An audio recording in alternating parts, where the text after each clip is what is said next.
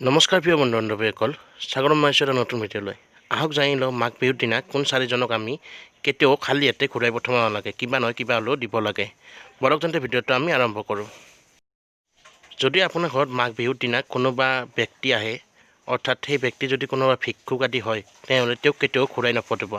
সদায় তেওঁক কিবা দান কৰি বা খোৱা বস্তু আদি দিহে ঘূৰাই পঠাব, নহ'লে খালী হাতে ঘূৰাই পঠালে বহুত অমংগল হয়।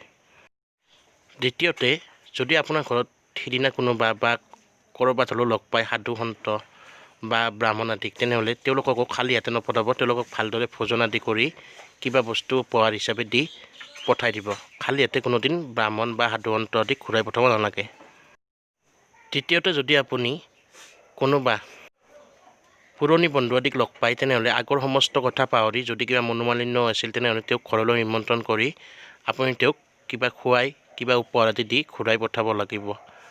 এনে তেওঁলোক লগ পালে নমতাকৈ গুচি নাহিব বা তেওঁক একো নিদিয়াকৈ গুচি নাহিব।